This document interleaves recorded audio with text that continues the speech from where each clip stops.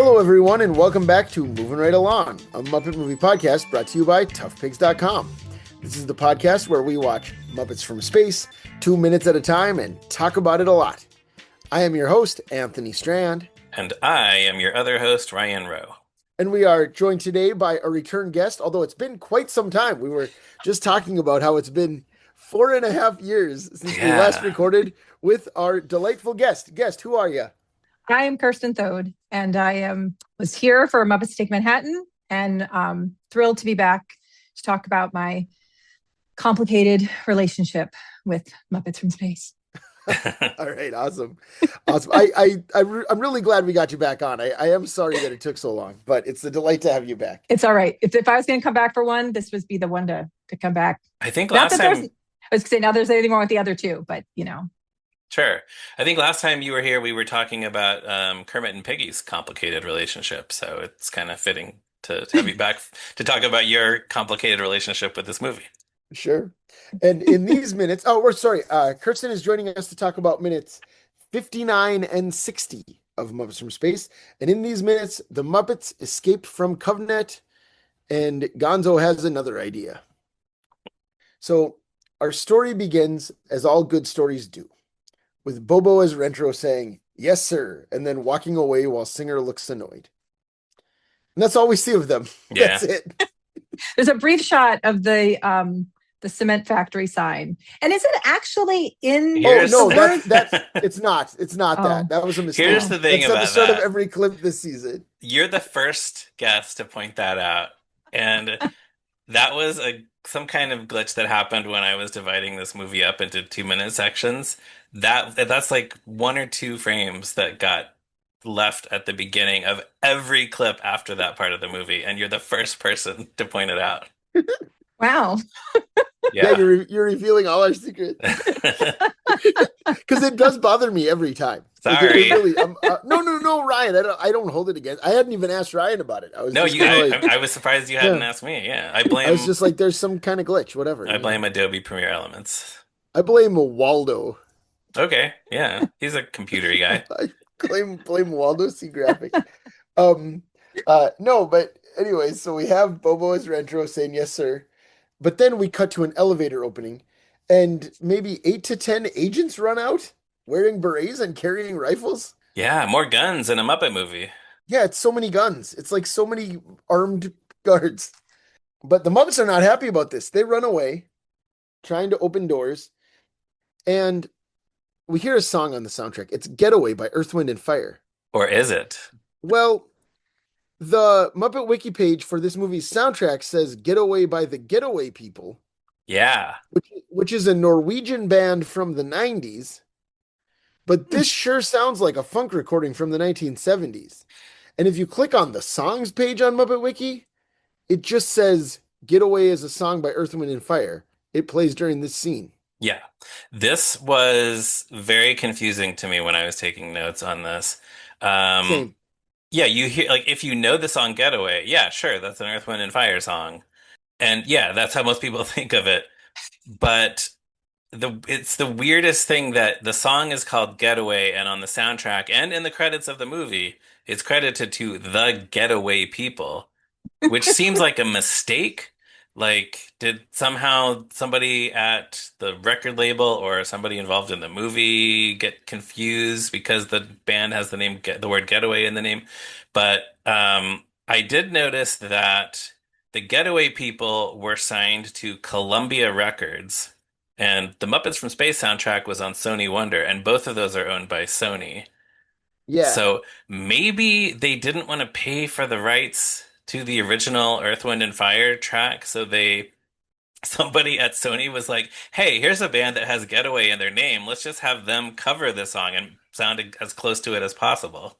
I mean, maybe, but so I'm looking at the members of the band, the Getaway People. Can I tell you their names? Yes, I didn't look at their names. I just noted that their biggest hit, or maybe their only hit or semi-hit, was a song called Six Packs, which does not sound anything like Earth, Wind, and Fire. It has that kind of like late 90s. It sounds like Sublime, actually. Something that Sublime might have released. That's a good comparison. Yeah, so sorry, go ahead. The members of this band are named Per Christian Attested, Pal Murterud, Arne Hovda, Espen Norreger, Harold Halla, and Stein Bjelland. Now, I ask you, Ryan, does this recording sound like it was made by 6 gentlemen with those incredibly Norwegian names?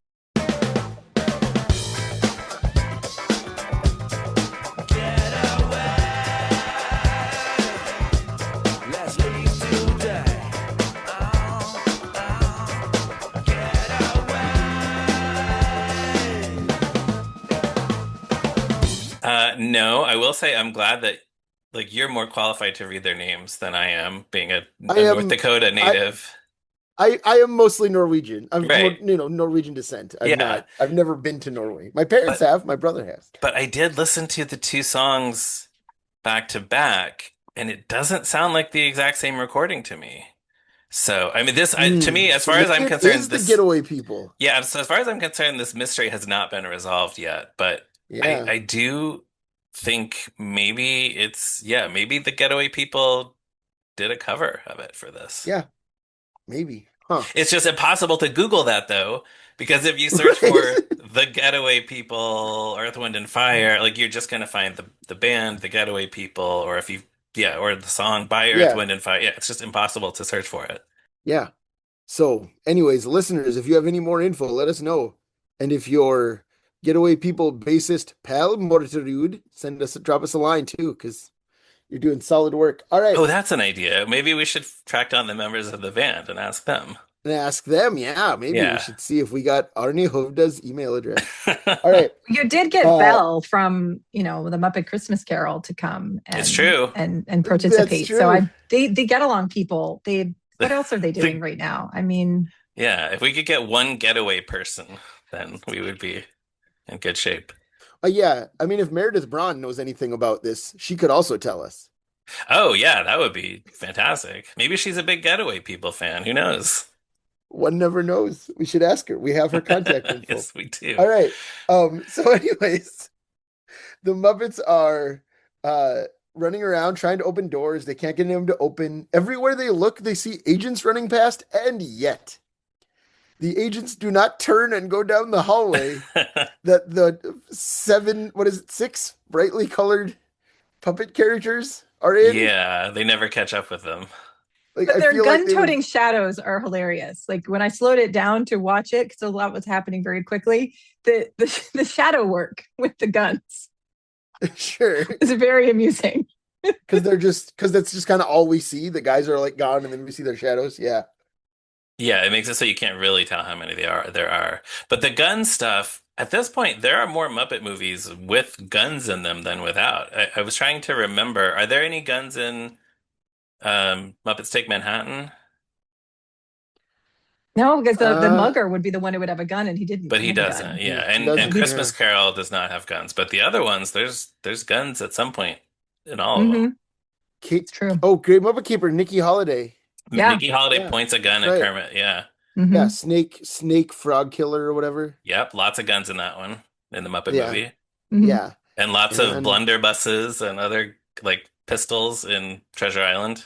Treasure Island, yeah. Yeah, and we'll That's see right, yeah. if the future Muppet movies have guns in them. We will find We'll out. find out. Yeah. Hopefully in less than 4 years. Yeah, Yes. we'll see. Well, I mean, we don't need to talk about this, but we do have a lot of stuff to get through in the 2000s, the aughts, the O's. Yeah. We can do lots of special episodes. We got to do Swamp Years. We got to do Yep. Wizard of Oz. We got to do Letters to Santa. It's a Very Merry Muppet Christmas movie, and Studio DC Almost Live, maybe if we feel like it. Maybe. I don't I don't know. know about that. We'll see. We'll see how we feel. All right. No But, guns in that, though, I don't think. There's no guns in Studio DC Almost Live. That's Right. true. I don't think Ashley Tisdale is waving a gun around in that. Unless you count Ashley Tisdale's forearms. Ooh, yeah. The gun show. I don't know. I don't know why. Anyways, in this movie, Kermit remembers that they have a gadget from Bunsen that can solve this problem. So he yells, "Fozzie, quick, door in a jar." But Fozzie takes time to read the instructions. And then Kermit freaks out at him. Fozzie, will you please just open the jar? Which is it's a nice Kermit freak out that we don't talk about. It's true. It's because it's very short. I think it goes by very quickly. And I get this because I would be Fozzie in this situation. I'm very much like if I'm gonna make pasta, I'm gonna read exactly how many cups of water are supposed to go in the pot, and I'm gonna, cook it for the exact amount of time it says on the package. So I would be Fozzie in this situation. So you're Bert. I am Bert in that particular kind of situation, yes. Yes.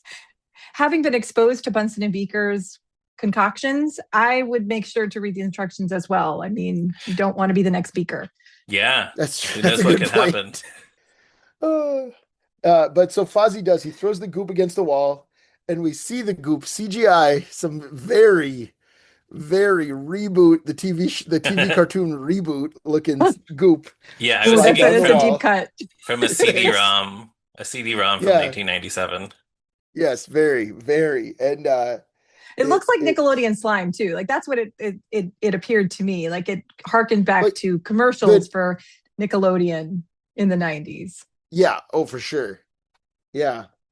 But it slides down the wall, and then it turns into a tiny door that, frankly, resembles the door to 321 Sesame Street. Am I right? It looks so much like the stoop because it has this the concrete steps leading up to the door with the little I don't know if there's actually an address on the little glass In the window pane Transcom, I above don't it, think but there's an address on the it. transom, thank you, that's the word. But yeah, it looks so much like it, and it must be on purpose. But It must be. it's very distracting. I think it distracts from the actual joke, which is this just that it's so small because you're looking at it going, oh, is this supposed to be Sesame Street? Like, is Elmo going to come out of the door? Or, Yeah. yeah, it just takes away from the joke. What would you think if Elmo did come out of the door? Um, I actually would not be shocked, especially for Elmo because he was so huge at this time. But, yeah, I don't know.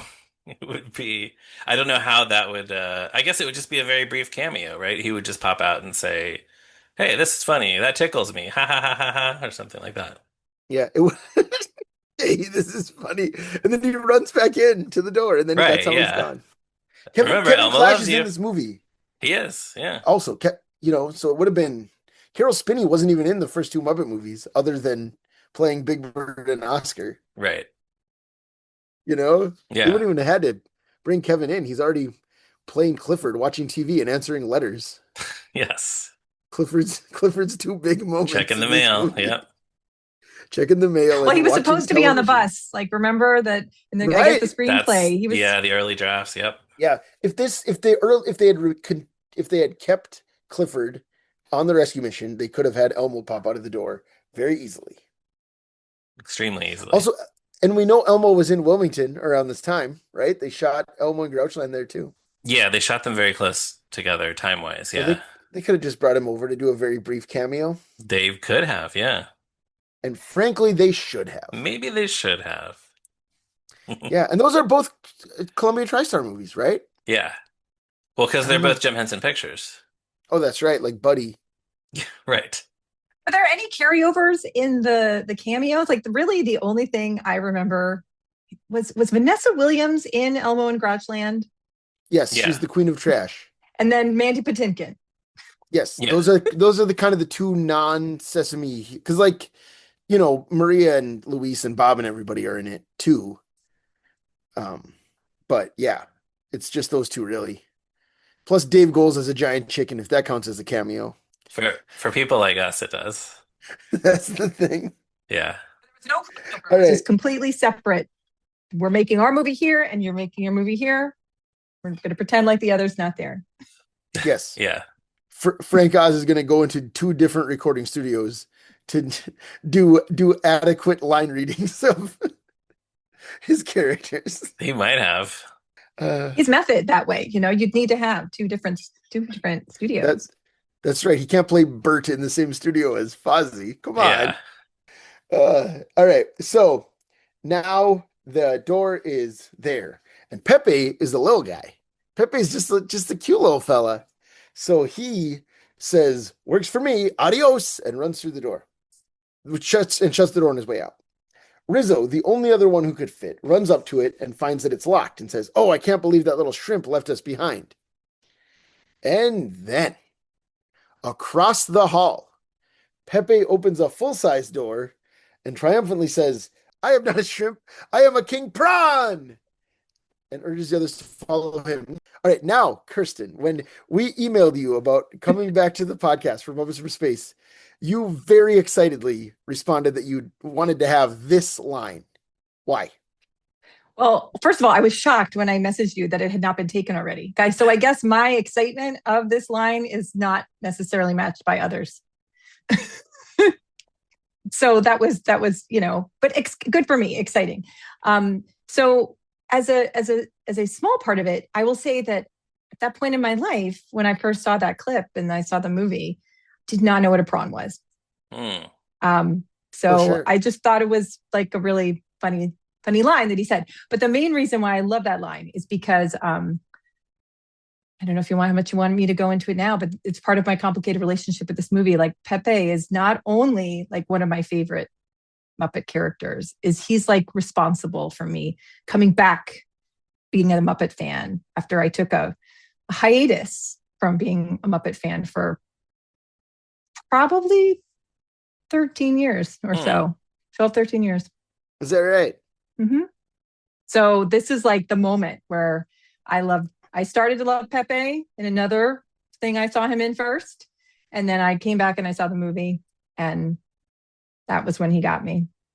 And so Awesome. I do have his book, by the way. I am a super there it fan is. of It's Pepe. hard out here for a shrimp. Yeah. I've never read it. I've never read the book, I'll be honest. It's on my shelf. It's again my non-professional shelf. I have my section of Muppet books, including the Diva Code. I do enjoy like the books that are written in the first person of the character. Sure. Look before you leap. Before you leap? Do you have before you leap? Yeah, I have that it's one just called over Before there. You Leap, yeah. Do you have Miss Piggy's Guide to Life though? Because that's the classic. I don't know if I went back that far with that one. You should track that one down. What year? I should track it down. I have her cookbook in our 1981. kitchen. 1981. That one's real good. Okay. I like that Miss Piggy cookbook. I think that's the second time we've talked about that this season. It's come up before. Someone else brought it up, didn't they? Yeah. Awesome. All right, and what else? What next? Oh, I was going to say my Pepe, my Palisades special edition vacation style Pepe, which is superior to the regular. This variant is the superior one. Yeah, I don't remember that one. What is his floaty? I don't think I've ever seen. So it's an elephant. Does he ever actually wear that on screen, or is it a reference to Seymour, or what's going on? I don't know. I don't know. I just remember that when I went to get a Pepe action figure, I found out about this variant and I had to have it. Yeah, that's funny. I don't remember that existed. I have the Vacation Fozzie somewhere here. I have Fozzie in his tux. Oh, nice. I have Fozzie in his tux too.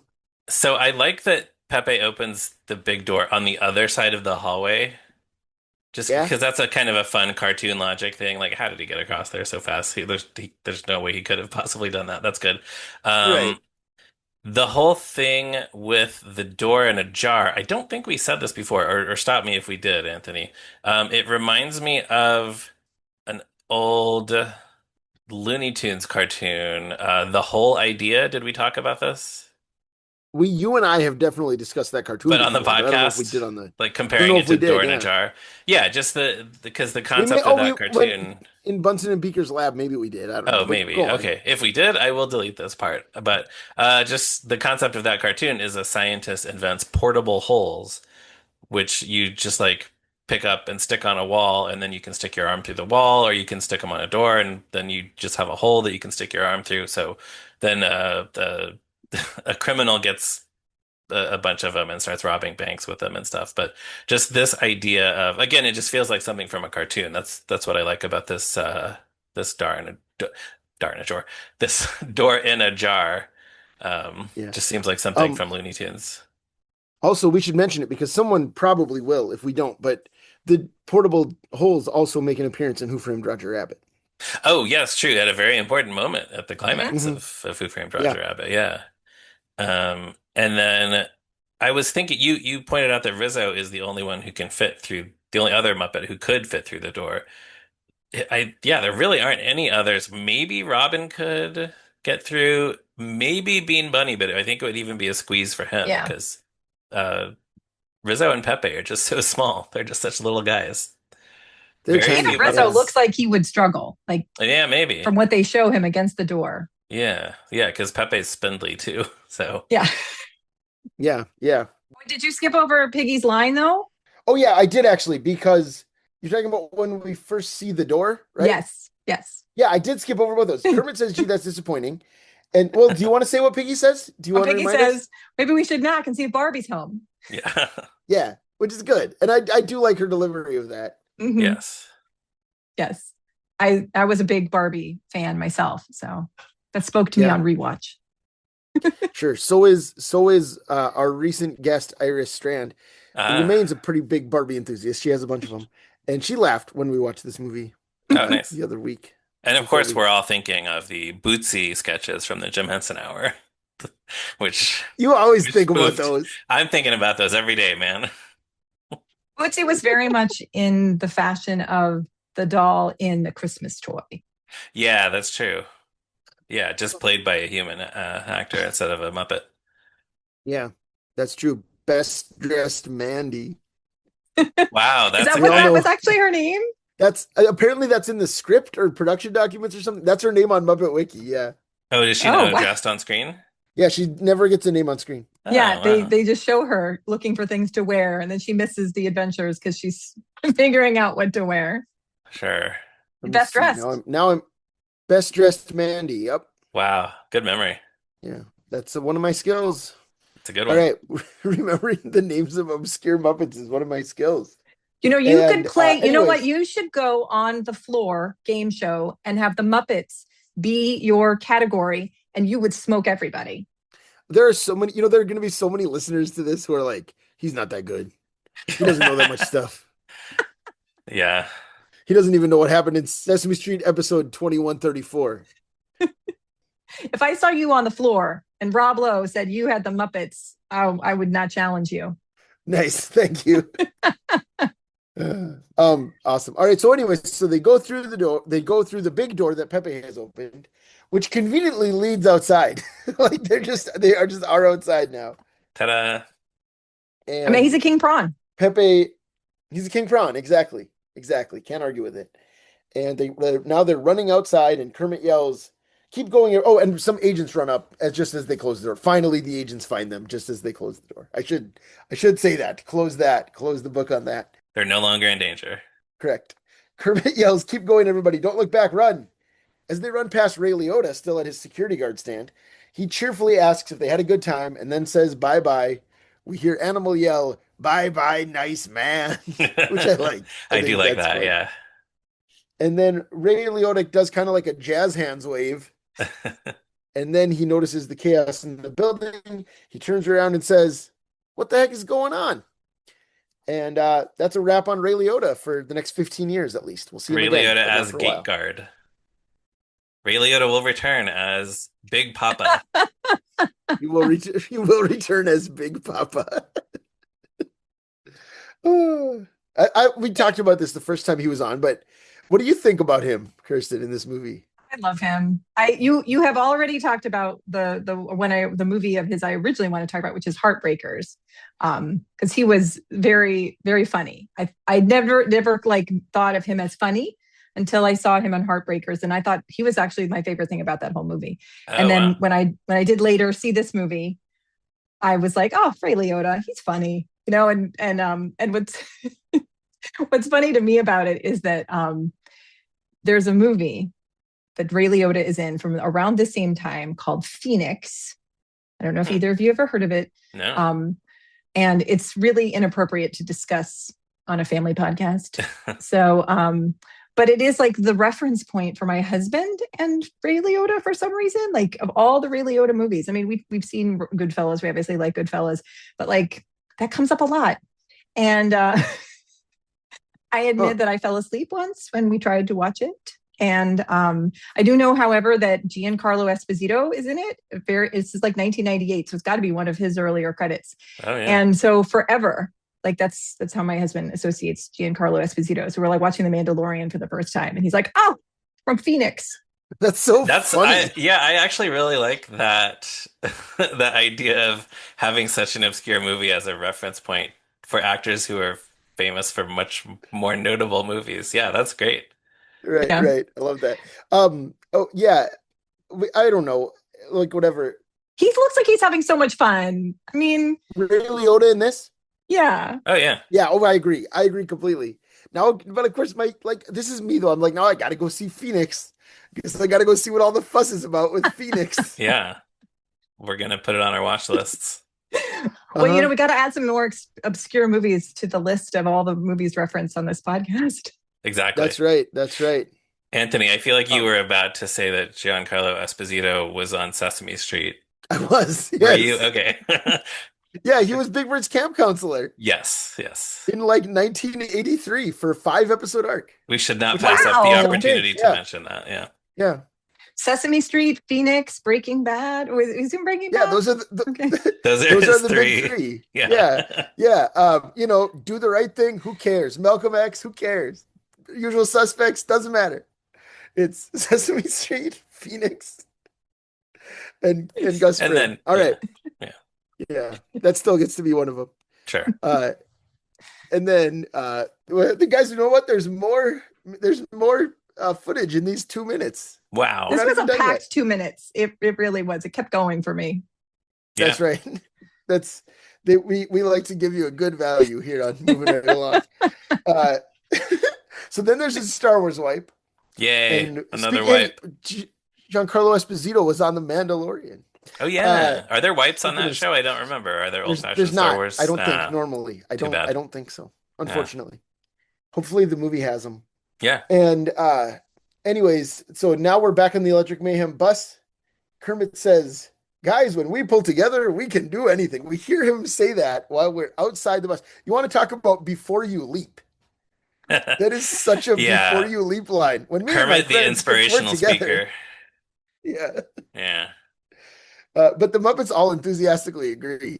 They loved Before You Leap. They're just like, yeah, yeah. And Gonzo says, "Now we can go meet my alien brothers at Cape Doom." And the Muppets all get quiet because they thought now that they had rescued Gonzo, Muppets from Space was going to stop happening. Yeah, that was the end. What else But- could there be? But it doesn't. It's going to keep going. Kermit quietly asks, "What makes you think aliens are landing there, Gonzo?" And Gonzo says, "Oh, a sandwich told me." And then they all again get like awkward. That doesn't seem that weird for Gonzo. Like that's Or what for he's the like. Muppets, because Yeah, they live with the Swedish chef who, has talking food in his kitchen. One of their best friends is the Scallions. Right. Exactly. You know. Yeah. So, anyways, Pepe says, "Oh no." Rizzo asks him to give it a rest, like very calmly and sweetly, like he's worried about him. You know, Yeah, it's not even like very- Rizzo being snarky. Right. There's a lot of concern in that line delivery.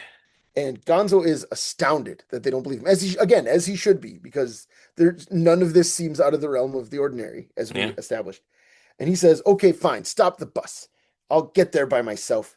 Kermit says, "No, no, wait, Gonzo, wait. Look, it doesn't matter what we believe. I mean, if you believe that you need," and that's where we stop. But to me, like we've talked a lot over the last 2.5 movies about like 90s Steve Whitmire Kermit just kind of like verbalizing too much. Mhm. And this is such a good example of that to me. You know, it's no, no, wait, Gonzo, wait, look. He says all of that before he gets to the actual sentence. It doesn't matter what we believe. Yeah, I guess we don't know how many of those words were in the shooting draft of the script. I'm not even saying it's Steve's choice necessarily. Just Right. that's what Kermit was like during this time. Right, yeah, just the way You know, Kermit was being like- written and characterized. As we've talked about, I really believe like Bob Cratchit being a meek man, like infected Kermit for the rest of at least the 90s. You know, like I think it kind of defined, oh yeah, this is what Kermit's going to be from now on. Yeah. Yeah. But anyways, that's the end. Any other thoughts about these 2 minutes? Kirstin, I'll start with you. So what struck me when I watched this, not only with this rewatching it, but originally, I was just like, gosh, Gonzo is so ungrateful. Like, they have just risked their lives being chased by men with guns, and he's just gonna like ask to get off the bus. First of all, they should be really going fast down the road. There is no stopping this bus after they have just escaped COVNET. So, I mean, I've just thought like the gall of Gonzo. Yeah. No, that's a good point. Well, we're gonna see. And I would have given him like a hi-ya if I had been Miss Piggy in this situation for just sit down. Yeah. Going. Yeah. And we're already starting to see though that Kermit is like it demonstrates just how much this means to Gonzo, which Kermit is starting to pick up on, which will continue in the next 2-minute clip. Yeah, that's right. Ryan, any other thoughts? I have some screenplay draft stuff here. You might remember that in the early drafts of the screenplay, there's this character, Maggie Tringale, who's a scientist. She's more sympathetic to Gonzo than her military supervisors. So in at least one of these drafts that we have, there's not Pepe opening the door to the outside for the rest of the gang. The Muppets are running away from the agents, and Maggie calls them over. They run through her lab, and she holds open the back door to the outside for them so they can escape. Of course, once Maggie's cut from the script, you can't do that anymore. You might also recall, of course, everybody's favorite characters, John and Barbara Mallet, Gonzo's new friends, the Muppets' neighbors who believe in aliens. In these drafts, the Muppets all pile back into the Mallets' station wagon, which later, in a later draft, becomes a minivan. They drive away from the government facility. One of the drafts specifies that Gonzo is sitting on Barbara's lap, which is an interesting note to be specific about. But they are being pursued by a line of Jeeps and Humvees. The agents have not given up yet in the drafts, but it's okay because the Muppets have covered the closed front gate of the government facility with their vanishing cream, and the government vehicles all just crash into it and pile up. So apparently that's the end of that chase. And then, just as we see here in the movie, Gonzo is excited to go to the landing site. His friends are skeptical. In the drafts, they make excuses. Piggy says it's past her bedtime. Fozzie says, my comedy support group meets real early tomorrow. Pepe says he has to call his girlfriend Ariel, who is a lobster. That's interesting. I don't think we've ever heard of her in anything on screen. And then Floyd asks why they should believe the aliens are coming. John Mallet points out that the government believes it. And Floyd, but by the way, these lines are later assigned to Clifford and then later to Pepe in later drafts. But Floyd says the government believes ketchup is a vegetable.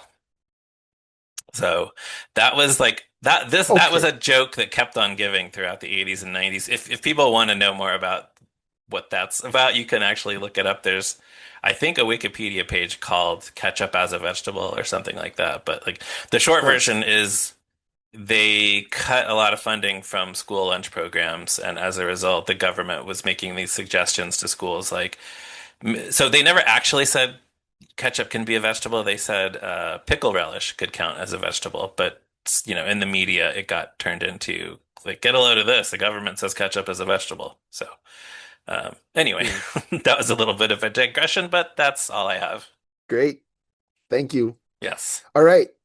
So, Kirstin, we have 2 questions we ask all of our guests this season. The first one you touched on earlier, but I feel like there's more to this story. So, what is your history with the movie Muppets from Space?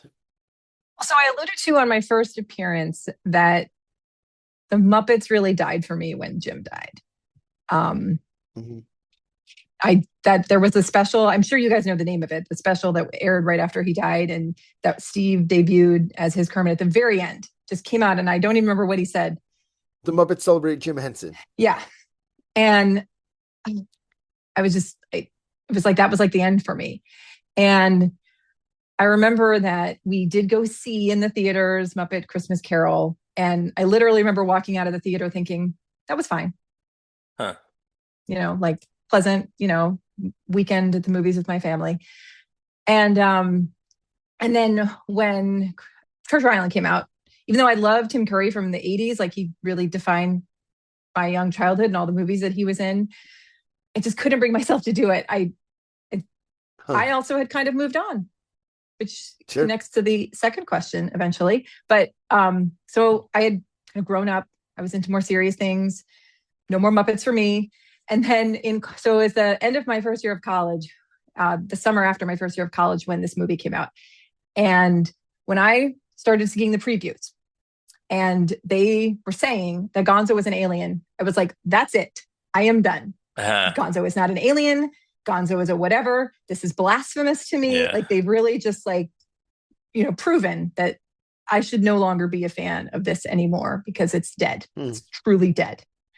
And so I really didn't want to have anything to do with the Muppets for a while. And then I have a prop. Oh, it's a very Muppet Christmas movie. And so that came out when I had finished college and I was in medical school. And I loved Moulin Rouge a lot. Loved Moulin Rouge. And I saw in the commercials that there was going to be a Moulin Rouge number. So I thought, well, I have to watch. So it was like home for Thanksgiving or whenever it was on. And Pepe and Joan Cusack she was like channeling Debbie from Addams Family Values as Mrs. Bitterman. Yeah. She had this like, she's great. She's eating up the scenery.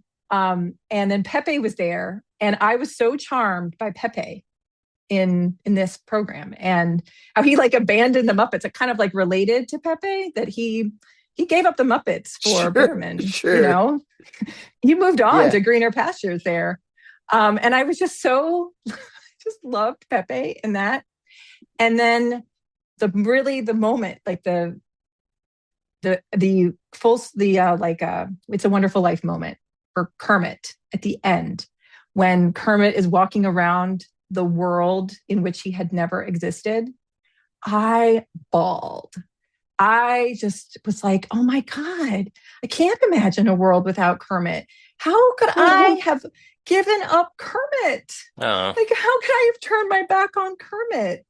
And so Pepe and that special, they brought me back to the Muppets. And I don't think that at that time, I don't know how much Truff Pigs was out there. I found the Muppet Mindset at the time. And I just, checked on that site like all the time. And I'm not sure when I actually discovered Tough Pigs, but I was like a Muppet Mindset person. I guess I didn't have a ton of time to like going searching around lots of corners of the internet at that point in my life. But I found the Muppet Mindset. I felt connected to people again.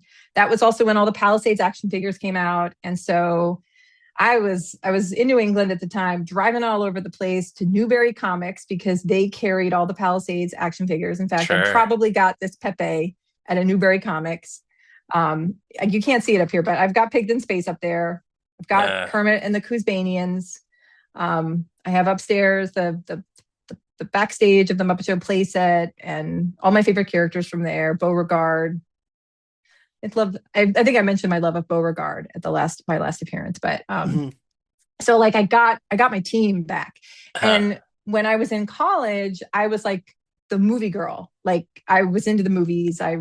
My senior year of college, I organized a movie program on campus. And then in medical school, when I refound my love of the Muppets, I was like, oh, she's like the Muppet girl.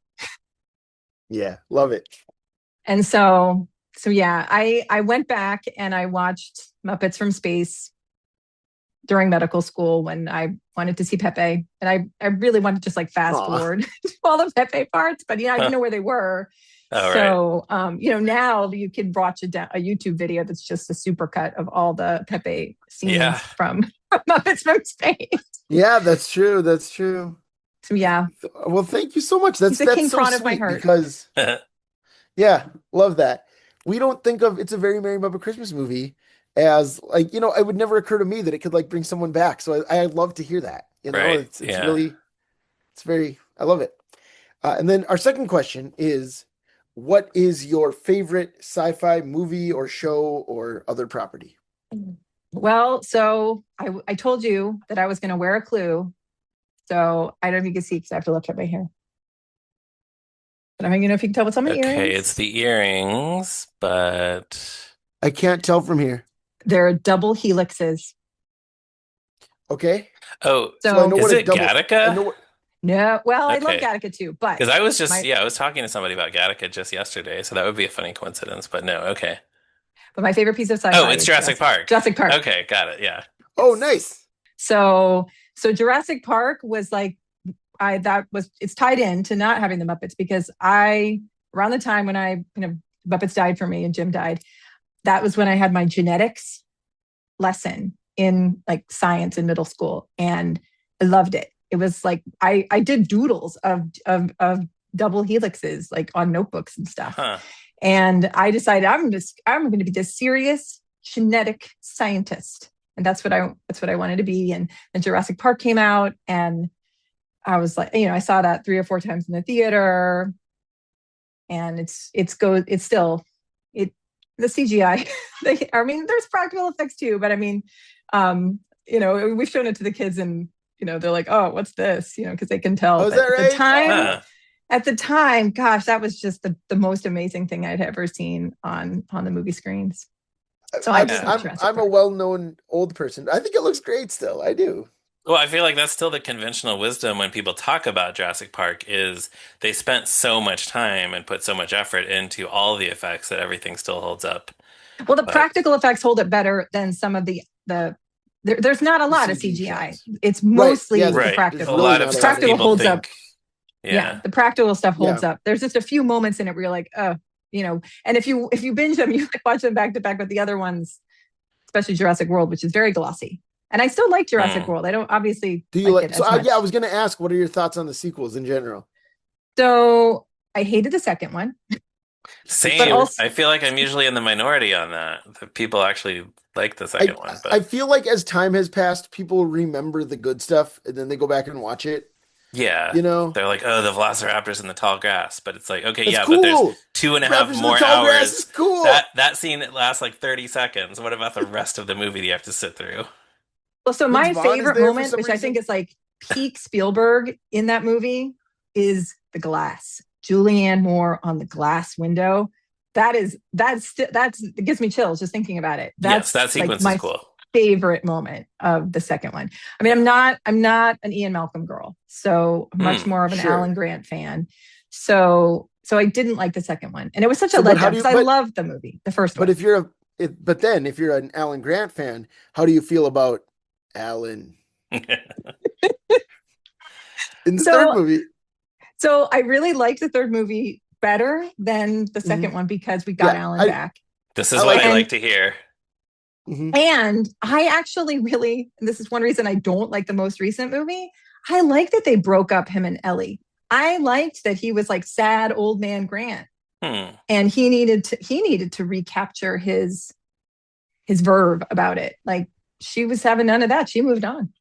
And the other reason I liked that one a lot is that when I was running the movie program on campus, that was one of the movies that I picked, and we ran the projector. Like, if you were in charge of the movie program, you got to keep the log of different projector people, and so I got to project it a few times. I loved projecting the movies on campus because what I would do is I would go and I would sit in the audience when I got the last reel up, so that I could experience it with the audience, and I love the audience reactions and things like that. So all the movies that I showed my year that I ran the program on campus would.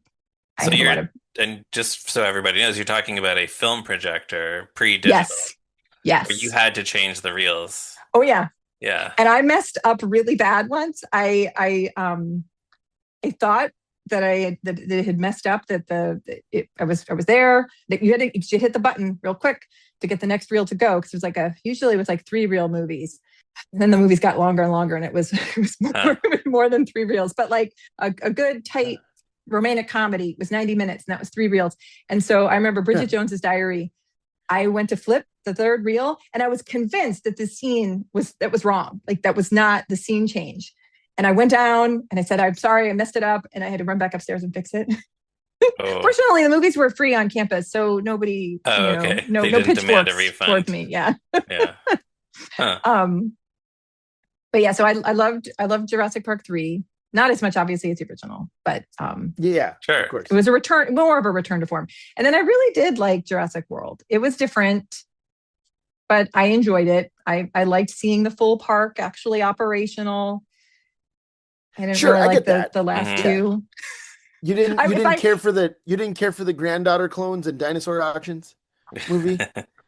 Even as the genetics person that I am, because I just kept getting distracted. First of all, I got all distracted by the tonal shift in the Fallen Kingdom one, where Fallen they're on the Kingdom, yeah. island. That was very exciting, and then it becomes a horror movie inside of the house, and Yeah, and then we saw that one in the theater, and Roz and I were both just kind of like, "Oh, that exists." Like, It's funny. why did they do That's the this? part of it that I like. That's when I start really You like getting the horror interested movie part? in that one. Yeah.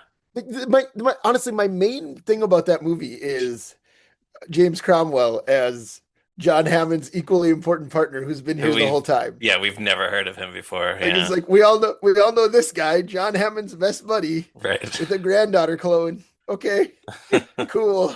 Sure. And I never saw 6 and 7. I never saw either one Dominion of them. and Rebirth. Yeah. so 6, I mean, you could see it for completeness just to see what they decided to have the story go to, but I could write better fan fiction than Yeah, it that seemed movie. like nobody liked it. Like that was the No. thing. I didn't like the other Jurassic Worlds that much. So then I was like, okay, I don't need to do this.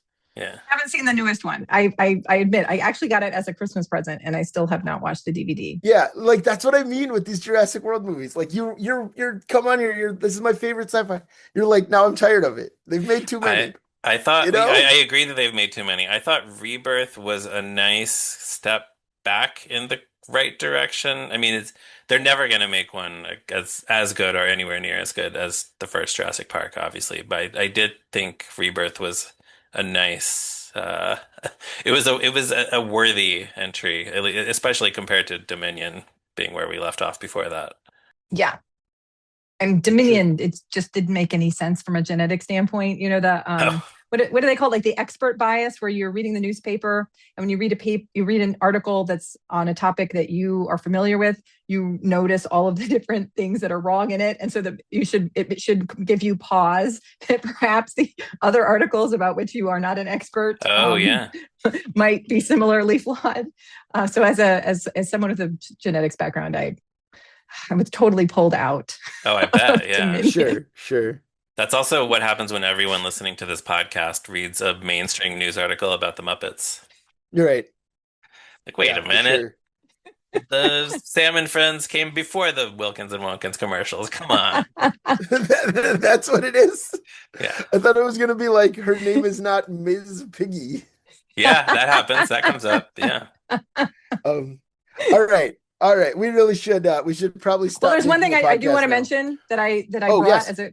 So the thing that's really sad to me also about Muppets from Space being from 1999 is that Muppets from Space came out in the best movie year ever, Yeah. 1999. Oh, sure, yeah. And so I went through this because I love this book. I love 1999 movies. No references. we should to specify Muppets that from Space. We should specify that the book you are referring to is the book Best Movie Year Ever by Brian Rafferty. That's Yes. not just the thing you said. That's the title of the book. Yeah. Yes. So he does not mention it once. Go He on. does not mention Muppets from Space once in this Yeah. book. No Ray Liotta either. But Dawson's 'cause Creek does get mentioned 4 times. Okay. Is that right? That's because Phoenix was a 98 movie. That's why. Yeah, that's Oh. right. I assume he doesn't mention Elmo and Grashland either. I will look real quick. So let's see. I'm probably no, Probably not. because all of them are in the. Not Yeah, a lot no. of film connoisseurs It we're goes talking from about. El Mariachi to Eminem. Okay. Sure. Is that But this right? is a great book. I highly recommend for anybody who's a fan of 1999's books or did not even realize, or movies, not even realize how many amazing films came out in 1999. Sure, including this one. All right. Well, thank you so much for joining us today. This was a real treat. Thank you so much for having me to talk about. It helps me work out my issues. It's a therapy session in some ways. Sure. Glad we could do that for you. And listeners, we are glad we could provide you with an hour of silliness. In the we will be back next week with another one. You can check out toughpigs.com on the internet, Facebook, Blue Sky. We're all over the place. You can become a patron of ours on Patreon. You can email us at movinrightalong@toughpigs.com. You can follow Ryan on Blue Sky at me, Ryan Rowe, and me on Blue Sky at Durwood Clapper. You can follow Ryan on Letterboxd at Movies Are Neat. Follow me on Letterboxd at Zeppo Marxist. And Kirstin, where can our listeners find you or your work online? The best thing that I will do another plug for another podcast that has a great social media presence. It's the We Don't Want to Grow Up podcast. And it's a pure nostalgia podcast from the 80s, 90s, and aughts.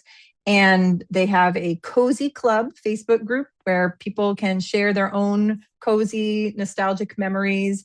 They're constantly posting like old commercials and catalog photos and magazines. And so I love it. It's like the Muppets for me. It's just warm and lovely and an escape from the horrors that can be day-to-day life today. Sure. Awesome. All right. Thank you again. And thank you as well to Jordan Brandon for composing our theme music and to Morgan Davy for designing our logo. And thank you to you, listener, for doing a Star Wars wipe over here every week. Listen to Moving Right Along. We'll be back next week with another one. Goodbye. Bye-bye, nice man.